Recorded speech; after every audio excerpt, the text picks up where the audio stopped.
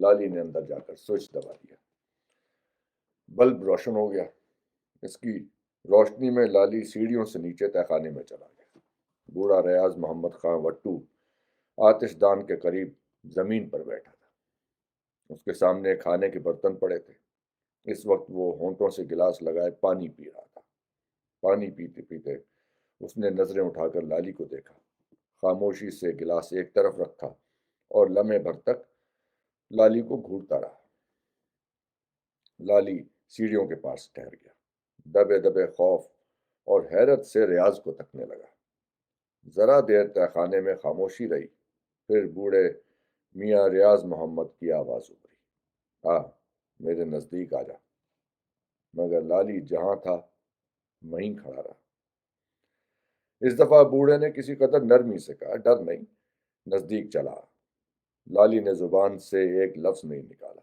آہستہ آہستہ اس کی جانب بڑھا، مگر نزدیک جانے کے بجائے کچھ فاصلے پر رک گیا۔ میاں ریاض محمد نے کہا، میں نے کل رات ہی اندازہ لگا لیا تھا کہ اب تیری ڈیوٹی لگائی جائے گی۔ وہ بے تکلفی سے مسکرایا، دور کیوں کھڑا ہے، نزدیک آ جا۔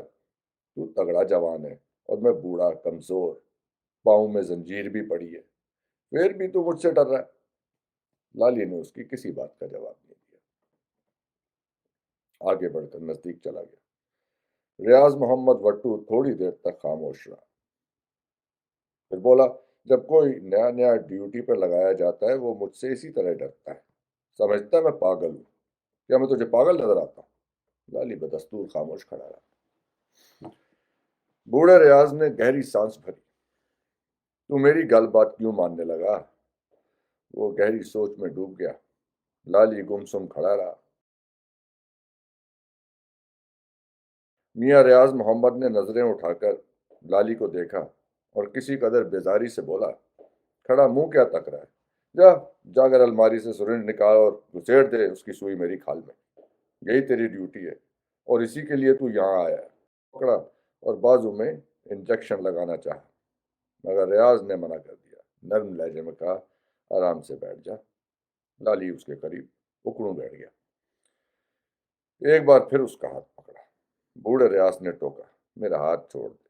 اس نے کرتے کا دامن اٹھایا اور اپنی برہنہ کمر کا رخ لالی کی طرف کر دیا۔ ہاتھ میں نہیں، کمر میں انجیکشن لگا دے۔ لالی نے اس کا ہاتھ چھوڑ دیا۔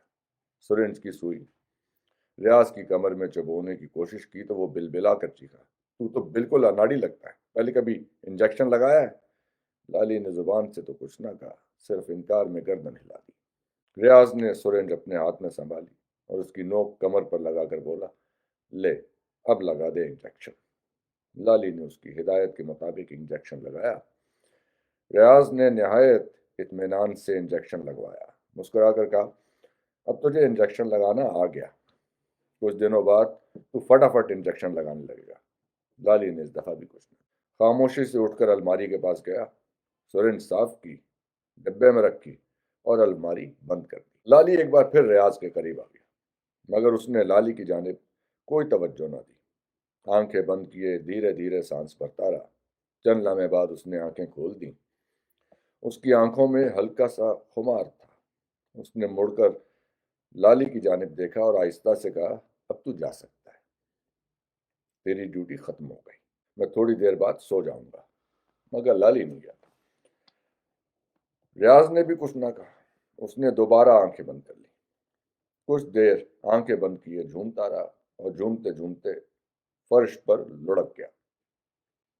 لالی واپس ہوا اور آہستہ آہستہ سیڑھیاں طے کر کے اوپر چڑھنے لگا۔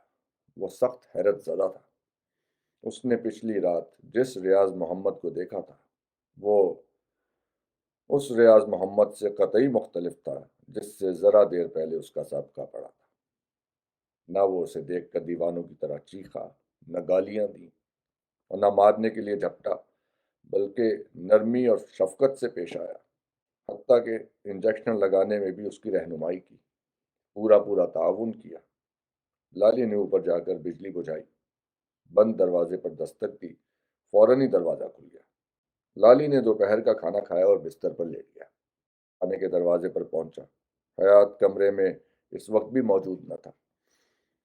لالی تہ خانے کے اندر گیا۔ ریاض محمد وٹو کو دیکھا، وہ جاگ رہا تھا، مگر اس نے لالی سے کوئی بات نہیں کی۔ لالی بھی خاموش رہا۔ ریاض نے انجیکشن لگوایا اور سو گیا۔ لالی واپس ہوا، دیور کے ہمراہ اپنے کمرے میں پہنچا۔ رات آدھی سے زیادہ گزر چکی تھی۔ کھڑکی سے ہوا کے نرم نرم جھونکے اندر آ رہے تھے۔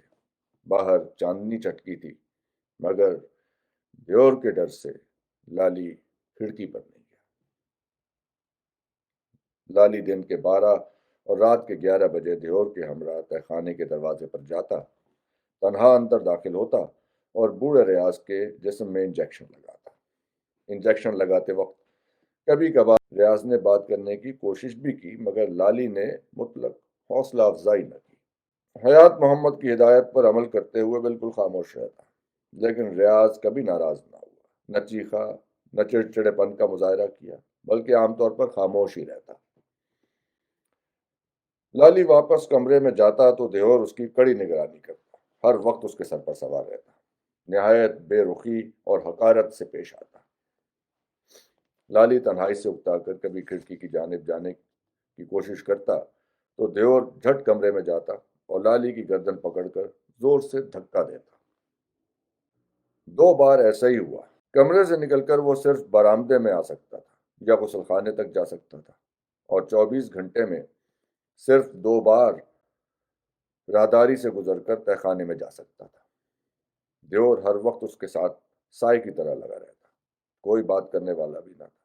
مائی جنتے بھی گونگی تھی اور دیور بھی گونگا تھا، اور بوڑھے ریاض سے اسے بات کرنے کی مطلق اجازت نہ تھی۔ اس دوران حیات محمد وٹو سے بھی اس کی ملاقات نہیں ہوئی۔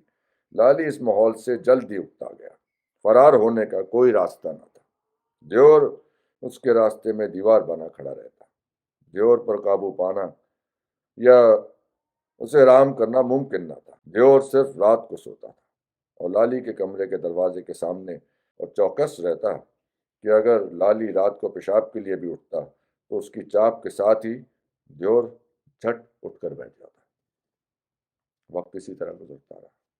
صبح ہوتی، شام ہوتی، بنگلے کے باہر کی دنیا کے بارے میں اسے کچھ بھی پتا نہ تھا۔ اسے رہ رہ کے رحیم داد کا خیال آتا۔ وہ رحیم داد کو بھولنا بھی چاہتا تو بھول نہیں سکتا تھا۔ اس نے رحیم داد سے ہر حال میں مدد کرنے کا عہد کیا تھا، اور وہ اپنا یہ عہد پوری نیک نیتی سے نبھانا چاہتا تھا۔ لیکن میاں حیات محمد خاں وٹو کی قید میں رہ کر وہ رحیم داد کے لیے کچھ بھی نہ کر سکتا تھا۔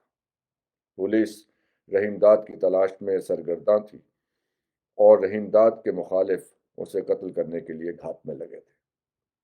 لالی کی سمجھ میں نہ آتا تھا کہ کیا کرے۔ رات کے 11 بجے وہ معمول کے مطابق دیور کے ہمراہ تہ خانے کے دروازے پر پہنچا۔ اس وقت بھی میاں حیات محمد کا کمرہ خالی تھا۔ لالی تہ خانے کے اندر گیا۔ بوڑھے ریاض نے اس سے کوئی بات نہیں کی، چپ چاپ انجیکشن لگوایا اور سونے کے لیے فرش پر لیٹ گیا۔ لالی سیڑھیاں چڑھ کر اوپر پہنچا تو یہ دیکھ کر حیرت زدہ رہ گیا کہ خلاف معمول تہ خانے کے دروازے کا ایک پٹ ذرا سا کھلا ہے۔ وہ بھونچکا ہو کر ادھر ادھر دیکھنے لگا۔ اسی اثنا میں حیات محمد کی آواز خاموشی میں ابھری، دیور کمرے کے باہر کھڑا ہے، تہ خانے کا دروازہ بند کر دے اور میرے پاس چلا۔ لالی تہ خانے کا دروازہ بند کر کے حیات محمد خاں وٹو کے پاس چلا گیا۔ وہ مدھم روشنی میں صوفے کی پشت سے سر ٹکائے اس طرح بیٹھا تھا کہ دور سے نظر نہ آتا تھا۔ اس کی دونوں ٹانگیں سامنے رکھی ہوئی میز پر پھیلی تھیں۔ وہ اس وقت تھکا ہوا نظر آ رہا تھا۔ اس کے جوتوں کے تلووں میں تازہ تازہ مٹی تھی۔ یہ اس بات کی علامت تھی کہ وہ بھی تہ خانے میں گیا تھا، اور غالباً اس وقت گیا تھا جب لالی گردن جھکائے ریاض کے جسم میں انجیکشن لگا رہا تھا۔ لالی فوراً بھانپ گیا کہ حیات محمد بھی نہایت رازداری سے اس کی نقل و حرکت کی نگرانی کر رہا ہے۔ حیات محمد وٹو کا سیاہ السیشن قریبی صوفے پر بیٹھا تھا۔ حیات کی آنکھیں نشے سے چڑھی ہوئی تھیں۔ اس نے لالی سے پوچھا، اس پاگل نے تجھے تنگ تو نہیں کیا؟ لالی نے جھٹ بتایا، نہیں میاں جی، بالکل تنگ نہیں کیا، بولا ہی نہیں، بالکل چپ رہا۔ اب تو جی وہ بھی نہیں بولتے، چپ کر کے انجیکشن لگوا لیتے۔ لالی نے میاں حیات کی طرف نظریں اٹھائیں۔ میاں جی، آپ تہ خانے میں بھی گئے تھے؟ حیات نے حیرت سے چونک کر پوچھا، تجھے کیسے پتا چلا؟ دروازہ بھی کھلا تھا، دیور بھی دروازے پر نہیں تھا۔ یہ بھی ٹھیک ہی ہوا کہ تجھے یہ معلوم ہو گیا کہ میں خفیہ طور پر معائنہ کرنے تہ خانے میں گیا تھا۔ میں چاہتا بھی یہی تھا، یہ بات تجھے معلوم ہو جائے تاکہ تو آئندہ بھی اسی طرح احتیاط سے کام لے۔ جیسا آپ حکم کریں گے جی، ویسا ہی کروں گا۔ میں چاہتا ہوں تو اس پاگل سے بالکل بات نہ کر۔ حیات محمد تیوری پر بل ڈال کر بولا، وہ بات بھی کرے تو سختی سے روک دے، ضد کرے تو منہ پر تھپڑ مار کر اس کی زبان بند کر دے۔ وہ پاگل پن میں الٹی سیدھی باتیں کرتا ہے۔ میں چاہتا ہوں تو ان پر بالکل دھیان نہ دے۔ میں ایک بار پھر تجھے خبردار کرتا ہوں، میرے اس حکم پر سختی سے عمل کرنا، ٹھیک اسی طرح جیسے میں کہہ رہا ہوں، سمجھ گیا؟ بالکل سمجھ گیا، لالی نے نہایت مستعدی سے جواب دیا۔ فکر نہ کریں جی، امید تو یہی ہے تو ایسا ہی کرے گا۔ تو خاصا تیز اور ہوشیار ہے، اور کوئی ہوشیار بندہ جانتے بوجھتے گڑھے میں گرنے کی کوشش نہیں کرتا۔ کمرے کی خاموشی میں صرف السیشن کے دھیرے دھیرے غرانے کی آواز ابھرتی رہی۔ حیات محمد نے نظر بھر کر لالی کو دیکھا۔ میں صبح گورنر کے ساتھ شکار کھیلنے جا رہا ہوں، شام کو واپسی ہوگی، لیکن یہ بھی ہو سکتا ہے پروگرام لمبا ہو جائے، 2-3 روز بعد واپس آؤں گا۔ میری غیر حاضری میں ہر کام بالکل ٹھیک ٹھاک ہونا چاہیے۔ اس نے قریب رکھی ہوئی بڑی میز کی دراز کھولی، 100 روپے کا ایک نوٹ نکالا اور اسے لالی کی طرف بڑھاتے ہوئے بولا، یہ رکھ لے، ویسے جس چیز کی ضرورت ہو دیور سے منگوا لینا۔ لالی نے نوٹ لے کر کہا، صاحب ویسے تو کسی چیز کی ضرورت نہیں، پر میرے پاس کپڑے بالکل نہیں، جو ہیں بہت میلے ہو چکے ہیں، دھونے سے بھی صاف نہیں ہوتے۔ میرے لیے قمیض شلوار بنوا دیجیے، برسوں سے شہر میں رہتا ہوں، ایسے ہی کپڑے پہنتا ہوں۔ میاں حیات محمد نے غور سے لالی کا لباس دیکھا۔ ہاں، تیرے کپڑے بہت گندے ہیں، میں شکار پر روانہ ہونے سے پہلے دیور سے کہتا جاؤں گا، وہ تیرے لیے نئے کپڑے سلوا دے گا۔ بنگلے میں درزی موجود ہے، وہ کل تیرے پاس آ جائے گا۔ اس نے قدر تامل کیا، اور کوئی بات؟ کمرے میں پڑے پڑے جی بہت گھبراتا ہے، دیور بنگلے سے باہر نکلنے ہی نہیں دیتا، وہ تو جی اتنی سختی کرتا ہے، کھڑکی پر کھڑا ہو جاتا ہوں تو گردن سے پکڑ لیتا ہے۔ میرا مطلب ہے، میں تیرا مطلب سمجھ گیا، حیات نے اس کی بات کاٹ کر کہا، ابھی تو بنگلے سے باہر نہیں جا سکتا، تیری کچھ دنوں اور اسی طرح سختی سے نگرانی ہوگی۔ جیسے آپ کی مرضی جی، میں کیا کہہ سکتا ہوں؟ میں چاہتا ہوں کہ تو اس معاملے میں کچھ نہ کہے، ٹھیک ٹھاک رہے گا تو سب کچھ ٹھیک ٹھاک ہو جائے گا، تو یہاں محفوظ بھی ہے اور آرام سے بھی رہے گا، میں تیری تنخواہ بھی لگا دوں گا اور بھی تیرے لیے بہت کچھ کروں گا، لیکن یہ اسی صورت میں ہوگا جب تو آزمائش پر پورا اترے گا، جیسا میں کہوں گا تجھے ٹھیک ویسا ہی کرنا ہوگا۔ لالی گردن جھکائے خاموش کھڑا رہا۔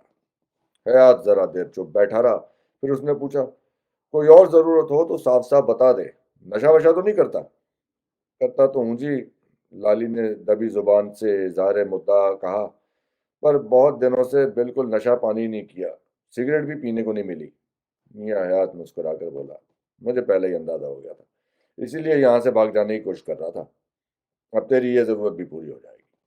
اس نے ہاتھ اٹھا کر ایک دروازے کی جانب اشارہ کیا، وہ دروازہ کھول، اندر جا، جو بوتل پسند آئے اٹھا لے، سگریٹ کل سے مل جائے گی۔ لالی خاموشی سے آگے بڑھا، دروازہ کھولا، اندر گیا تو اس کی آنکھیں پھٹی کی پھٹی رہ گئیں۔ کمرہ نہایت کشادہ تھا، جگہ جگہ قیمتی صوفے پڑے تھے، فرش پر نرم نرم قالین بچھا تھا، ہر طرف ہلکی ہلکی روشنی تھی۔ ایک گوشے میں نہایت شاندار بار تھا، شیشے کی الماریوں میں قسم قسم کی شراب کی بوتلیں تھیں، کینٹر تھے، ہر رنگ کی شراب تھی اور ہر وضع کی بوتل، اسکاچ وسکی تھی، عام وسکی بھی اور ڈیلکس بھی، Johnnie Walker, Haig, Old Smuggler, White Horse, Dimple, Black Dog, شیورز Regal, Johnnie Walker, Black Label, Royal Salute. Whisky کے علاوہ شیمپین تھی، شیری تھی، مارٹینی تھی، واٹکا تھی، جن تھی، پورٹ تھی، رم تھی، ہر طرح کی برانڈی اور کنیک تھی۔ کبھی ادھر نظر ڈالتا، کبھی ادھر، اس کے لیے انتخاب کرنا مشکل ہو گیا۔